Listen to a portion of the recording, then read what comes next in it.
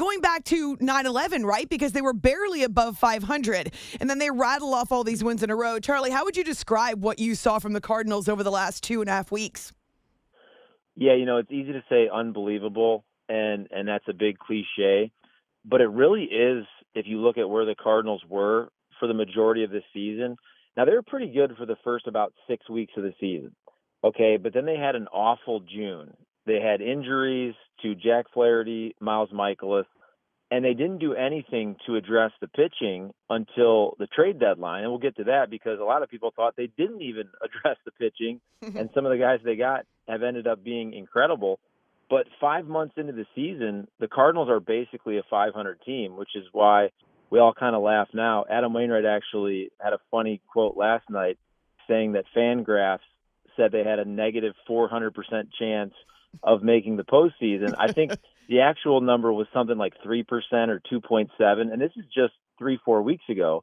And so for a team like this to then go and win 17 straight games, which is the most in the history of the Cardinals franchise, and Amy, I mean, the Cardinals are one of the model franchises, especially in the National League, but all of Major League Baseball. So it's crazy that this 2021 Cardinals team that nobody thought would do anything, nobody thought they'd make the playoffs, this is the team that set the franchise record. Nobody saw this coming. If anybody tells you they saw this coming, they're lying to you. Now, I'll say, I thought the Cardinals would have a nice little surge at the end of the season and probably finish, let's say, 5 games over 500. But nobody foresaw a team that could finish potentially 20 games over 500. It's interesting to hear what some of the players themselves have to say about being in the middle of this streak. You don't necessarily think about it as much or want to think about it as much when you're still in the throes of winning. But after the loss to Milwaukee, Andrew Miller says it shows that we're capable of anything. And considering what they've already pulled off and what they would have to do to, say, make a run at the World Series, I mean, what a massive confidence boost for this group of guys. 100%. And so if you go back to the great run the Cardinals had, especially 2011 to 2015, where the term came about, we still talk about it, which is Cardinals devil magic, where this Cardinals team that nobody really talks about for a lot of those years, and even go back to 2006, some of these Cardinals teams that won the World Series in 06, in 11, they won like 83 games, 86 games, and all of a sudden they get right, they get healthy, they get hot in September, and then random players end up taking down the Giants of baseball. And, not the San Francisco Giants, but usually the Dodgers back then, which is interesting because it'll be either the Dodgers or the Giants in this National League wildcard game. But look, if I'm the Los Angeles Dodgers, I have PTSD. I don't care if you have 104 wins, whatever they're going to have. And Max Scherzer, he's from the St. Louis area, Parkway Central, Mizzou. But if you're the Dodgers, you remember 13. You remember 2014 when guys like Matt Carpenter, Matt Adams absolutely just killed their seasons. I mean, the Cardinals were the team that really started the narrative of Clayton Kershaw not getting it done in the postseason. So I know the Dodgers are a fantastic team, but if I'm a Dodgers fan and I see the Cardinals in that wild card game, I'm not loving that. They've been the gold standard for the sport for so many years. You go back the last, 20 years almost to the turn of the century, and the consistency. And, of course, the World Series rings and even getting there in 2013 when they lost to Boston. But I think it's kind of interesting then to inject a guy like Nolan Arenado into the mix where, he's an incredible player, but it's different to be part of something like this in St. Louis. Right, and this is the reason for last night when the Cardinals clinched and for a wild card game and hopefully beyond a division series and moving on. That's why Nolan Arenado wanted to come to the St. Louis Cardinals. And when you realize that he really wanted to be here and you hear the stories of he's sending video of himself in the batting cage, he's texting that to Adam Wainwright and literally saying, hey, look, show this to John Mozeliak. I want to be a Cardinal, which is also kind of funny because all year long, as the Cardinals were around 500, there was this media narrative. Is he going to opt out of his contract? He was never going to opt out of his contract. And look what happened. The Cardinals, this is kind of a down year now for the Cardinals, and they're going to make the wild card. Now, I don't know if they'll win beyond the wild card, but next year and the next couple of years, the Cardinals have a nice window to compete. So Nolan Arenado, He's not going anywhere. He officially said that today. He's not opting out. I think he absolutely loves playing in St. Louis. He loves the fans here. He plays so hard. The fans love him with all the diving plays at third. He's fiery. He's passionate. He's one of those guys that when you see him play, he fits the mold of the St. Louis Cardinal. We're spending a few minutes with Charlie Marlowe joining us from St. Louis, where he's with Fox 2 and also 590 The Fan. It's After Hours with Amy Lawrence on CBS Sports Radio.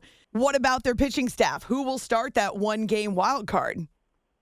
So it'll definitely be Adam Wainwright, and Adam Wainwright has had a fantastic season. Got the win last night. He's 17-7. The ERA is right around 3.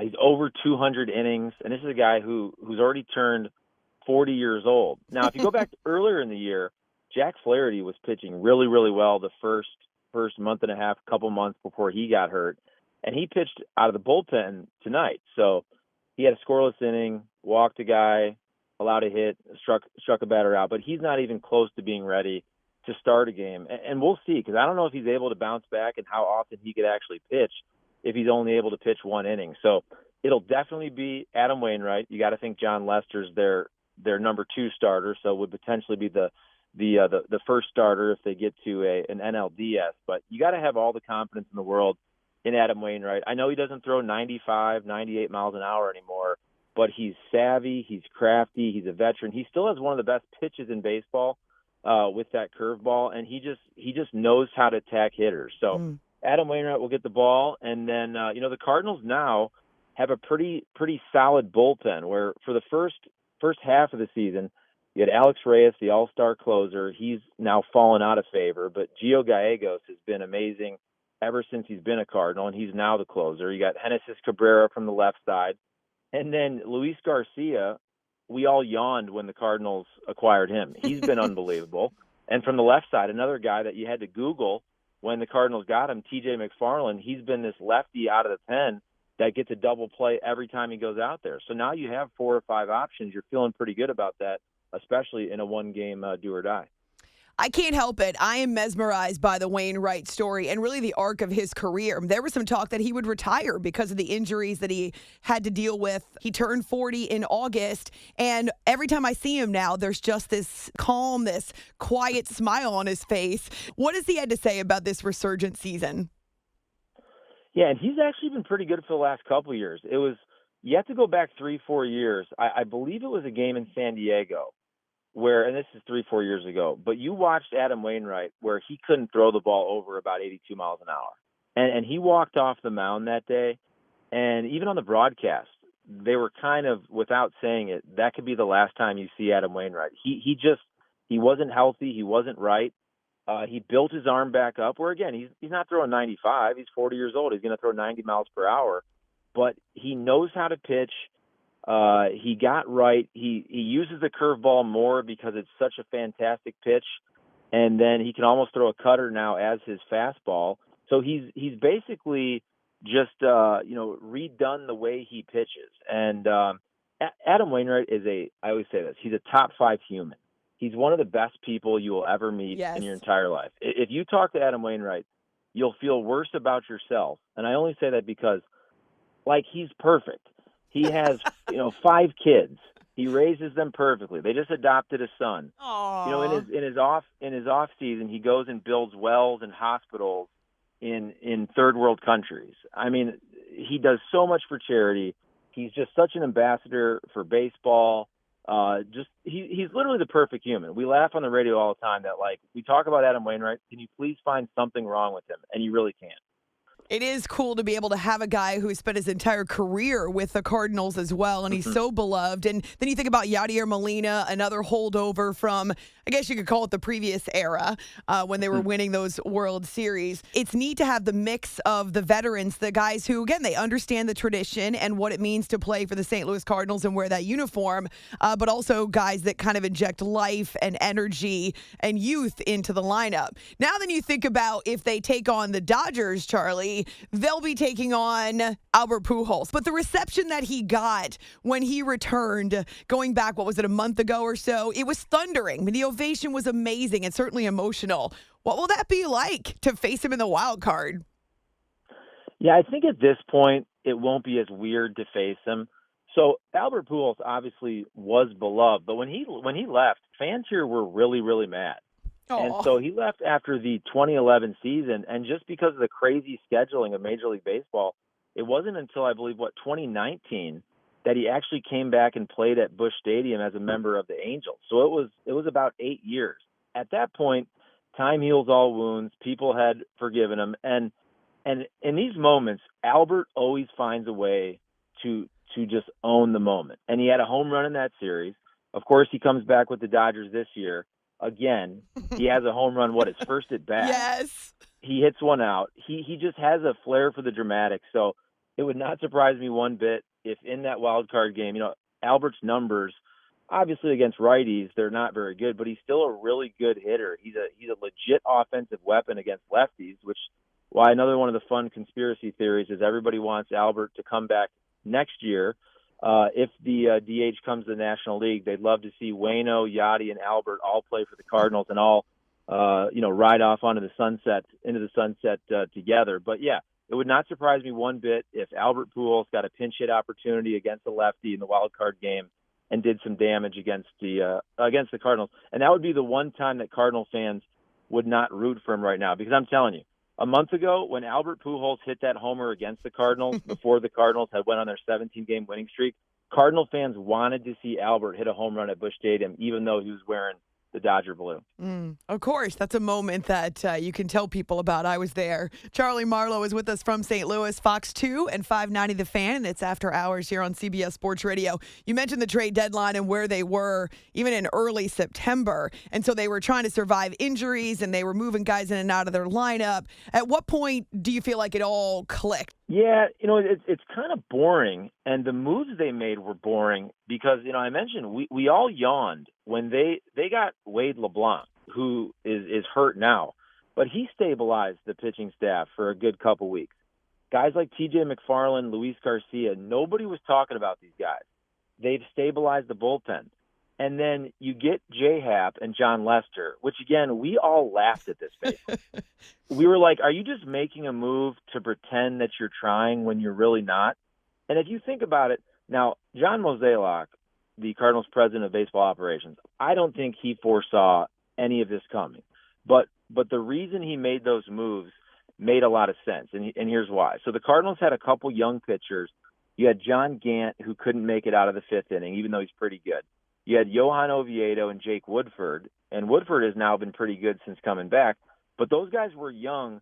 They couldn't even get through 5 innings. They were at 90 pitches trying to get through the fifth, and it was burning out the pitching staff. It was burning out the bullpen.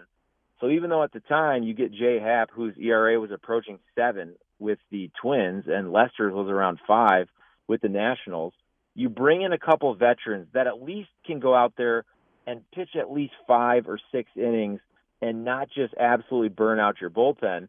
And then those guys have been way better than expected.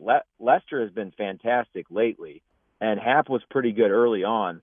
But also, you let a guy like Jake Woodford go back to the minors, figure it out. Now he's come back and been pretty solid for the Cardinals again. So even though all these guys, Lester, Hap, LeBlanc, they're 36, 37, 38 years old, but they know how to pitch. They're gamers. And I also think you take players from bad teams.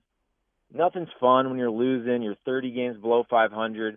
You put them on the Cardinals team. You put them in a really good ballpark if you're a pitcher. Busch Stadium is a great place to pitch. John Lester and J-Hap, 2 moves that we all laughed at, have been fantastic for the Cardinals. Well, and Lester makes sense to me, too, because like a couple of the others on the Cardinals roster, he's got World Series experience. And so you bring that kind of wisdom and that background, and not only does it speak to the clubhouse because he's got the bling, but it also puts him in a mindset where, he could just kind of step right into the craziness of a pennant race. I've never been to Busch Stadium. It's on my bucket list. I've heard such incredible things about the atmosphere. Obviously, seen a lot of great games there. But what makes this fan base so special? Because you hear that all the time too. Yeah, and it's real. And I've lived here now 14 years, but I'm not from here, so I'm not going to be Mr. Homer when I say this, because I didn't grow up a Cardinal fan. But they have the best fans in baseball by far, in my opinion, and they even call themselves the best fans in baseball. Where we laugh at that, but it's called baseball heaven. I truly believe, though, that baseball means more to St. Louis, Missouri than any other city, where the St. Louis Cardinals are woven into the fabric of the city. And we have fun with it even. So you've probably seen this. If any Cardinal comes back that's played for the Cardinals and they come back for another team, now clearly if it's Albert, he's going to get a great ovation. If it's David Freese for everything he did in 2011 and he's from St. Louis, he's going to get a great ovation. But Cardinal fans will give this ridiculous ovation to the backup utility infielder that was the 26th guy on the roster. And it's almost funny. We laugh at it. But if somebody like Daniel Descalzo, Skip Schumacher come back, Cardinal fans will get on their feet and just remember that, hey, you were one of us. You were a Cardinal. We appreciate you.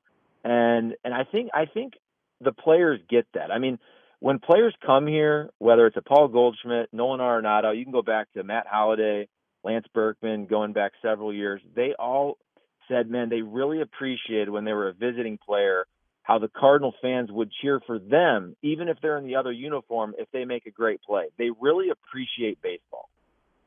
Does anyone still think about the Rams anymore, or are they old news?